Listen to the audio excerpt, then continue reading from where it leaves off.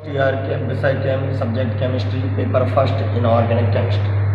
सबसे पहले हिस्ट्री पढ़ाएंगे। इसकी हिस्ट्री में आपको सारी बातें बताते हुए आगे की तरफ बढ़ेंगे। पुराना भी थोड़ा सा अभ्यास हो जाए तब आगे की तरफ बढ़ा जाए। पुराना क्या होता है, कैसे होता है, ये सारी बातें बताई जाएंगी। सर्वप्रथम डाल्टन्स एटॉमिक थ्योरी दी गई सन 1803 ईस्वी। डाल्टन्स एटॉमिक थ्योरी 1803 ईस्वी में दी गई। उन्होंने बताया कि परमाणु किसी भी तत्व का या परमाणु वह छोटे से छोटा कण होता है जो फ्री नहीं हो सकता और रासायनिक रिएक्शन में भाग लेता है। Atom is a react in a chemical reaction and not a free and smaller particles of the element. ये तत्व का एक छोटा सा पार्ट होता है, छोटा सा कण होता है, smallest particles of the element and not a free.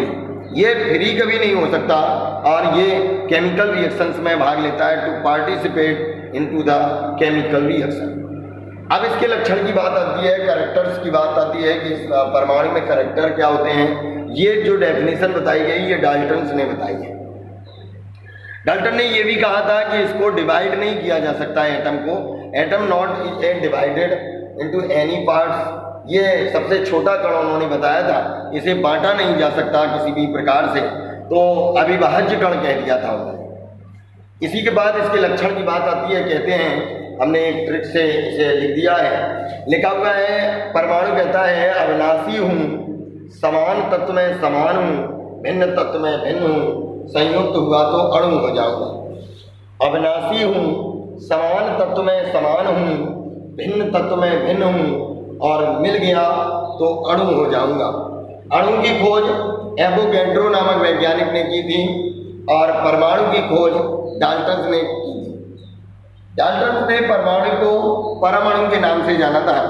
तो अब सबसे पहले अविनाशी के लिए हम क्या कहते हैं, द पार्टिकल्स अर्थात एटम इज ए सर्टेनिफाइड, किसी भी प्रकार से निश्चित है, इसे बदला नहीं जा सकता है, नॉट चेंजेबल है।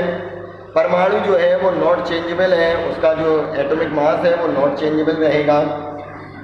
सिमिलर एलिमेंट्स में सिमिलर होगा और डिफरेंट एलिमेंट्स में डिफरेंट रहेंगे एटम्स। जैसे माना कि हमने कह दिया Fe एक एलिमेंट्स है, तो इसमें जितने भी Fe के परमाणु होंगे वो सभी के सभी सिमिलर होंगे।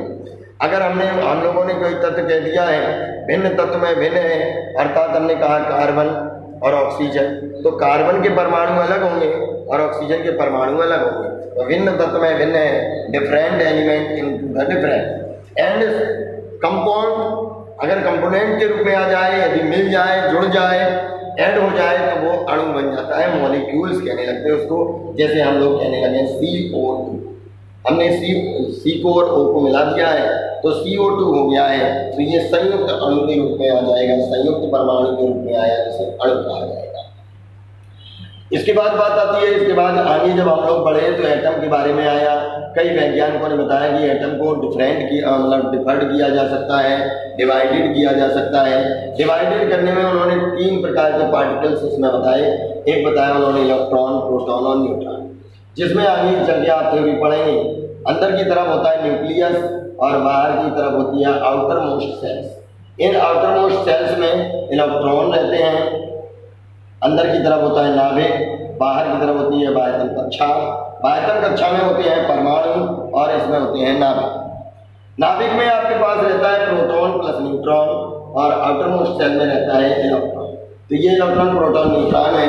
इसके बाद इसकी खोज की बात आती है तो सबसे पहले विलियम क्रुक्स ने सन 1889 ईस्वी में 1879 में कैथोड किरणों की खोज की एक वैक्यूम ट्यूब्स की सहायता से।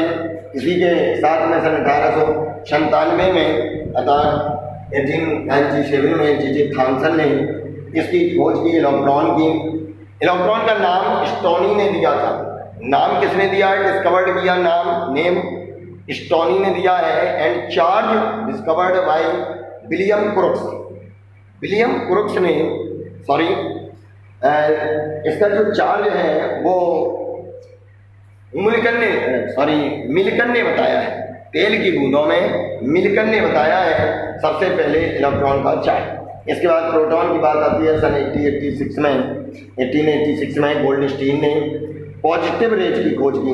इन्हें कैथोड रेज कहा गया था, इन्हें एनोड रेज नहीं कहते हैं, इन्हें पॉजिटिव रेज कहा गया है क्योंकि बीच में आकर के वो उदासीन हो जाती हैं। इसी के साथ 1909 में रदरफोर्ड ने नाभिक की खोज की। 1911 में नाभिक की खोज की और 1909 में उन्होंने प्रोटॉन की खोज की। 1909 में उन्होंने प्रोटॉन बताया, लेकिन ये किसके माध्यम से बताया था? एल्फा स्कैटरिंग के माध्यम से। एल्फा का प्रकीर्णन प्रयोग जब किया था, उस स्कैटरिंग के माध्यम से उन्होंने इसका वर्णन किया था। इसके बाद आगे की तरफ का एक थ्योरी जो है वो एटॉमिक मॉडल है। अब हम लोग एटम पे पहुँच जाएंगे।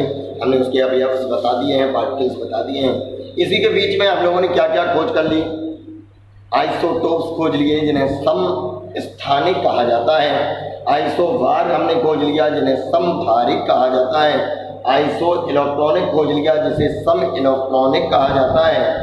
और आइसो न्यूट्रॉनिक खोज लिया जिसे सम न्यूट्रॉनिक कहा जाता है। आइसोटोप्स में एलिमेंट्स सेम होता है, 1 एलिमेंट्स होता है, उसी एलिमेंट्स में एटॉमिक नंबर सेम होता है जबकि एटॉमिक वेट डिफरेंट होता है। तो दो elements in atomic number is same but different to atomic weight called the isotopes. Isotopes होते हैं, एग्जाम्पल लिखते हैं 1H1, 1H2, इसी प्रकार 1H3।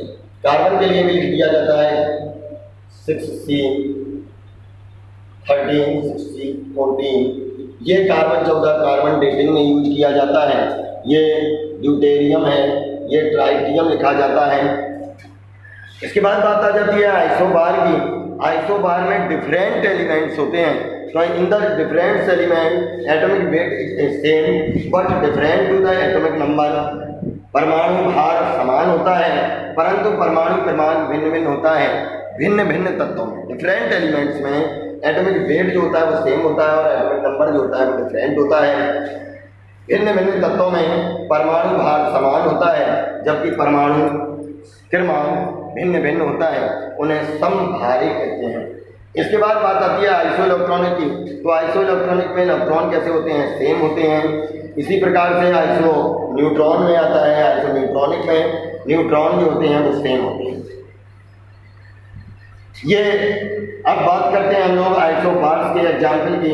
तो 19 के 40, इसी प्रकार 18 आर्गन 40 और 20 Ca 40।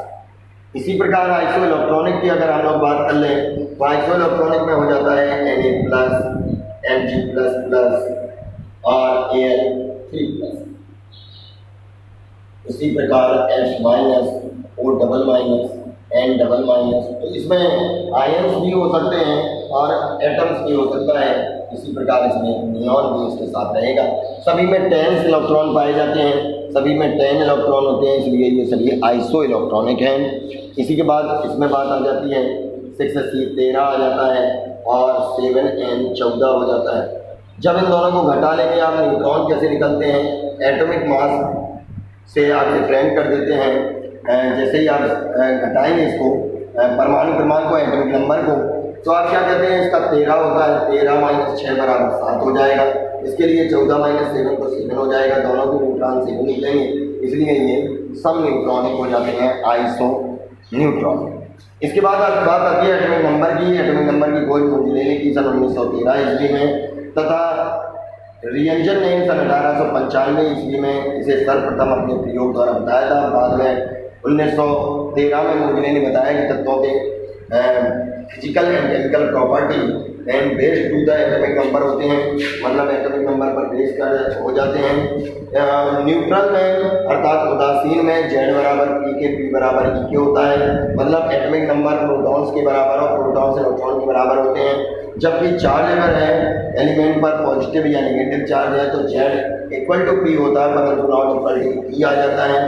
ये इनका नियम दिया था जो रियंजन ने दिया था, √μ बराबर A Z - B, जहाँ Z एक समानुपातिक है, A जो है समानुपातिक नियतांक है प्रपोर्शनल वाला, और ये जो B है वो अभिलाक्षणिक नियतांक है, न्यू जो है वो आवृत्ति है, Z एटॉमिक नंबर है। इसी के साथ आ जाता है न्यूट्रॉन की खोज। न्यूट्रॉन की खोज सन 1932 ईस्वी में जेम्स चैडविक ने की थी। ये देखिए यहाँ की खोज के बाद कितना सारा समय लग गया था हमने न्यूट्रॉन खोज पाया, क्योंकि ये चार्जेबल नहीं था, इसमें चार्ज नहीं था, इसलिए हम जेम्स चैडविक न्यूट्रॉन को खोजने में देर लगाई। इससे पहले भी बोरे और बोथे ने इसे बताया था, बाद में जेम्स चैडविक ने इसका विस्तृत वर्णन दिया है। इसी के साथ हम लोगों को ये सब क्या है, ये ओल्ड है, ये सब पुराना है, इसे थोड़ा थोड़ा लेकर के हमने आगे तरफ बढ़े हैं। एटॉमिक मॉडल में हम आपको जे थॉमसन का मॉडल थोड़ा सा पढ़ाएंगे, इसके बाद रदरफोर्ड का थोड़ा सा बता देंगे। इसके बाद हमारा जो टारगेट है वो बोर्स का मॉडल है। हम बोर्स मॉडल पर विस्तृत चर्चा करेंगे, क्योंकि बोर्स मॉडल हमारी बीएससी फर्स्ट ईयर में पूर्ण रूप से, इसलिए वहाँ से हम बोर्स मॉडल से आपको पूरा पढ़ाना शुरू करेंगे। उसके बाद डी ब्रॉगली का प्रकृति समीकरण, हाइजेनबर्ग का दक्षता का सिद्धांत।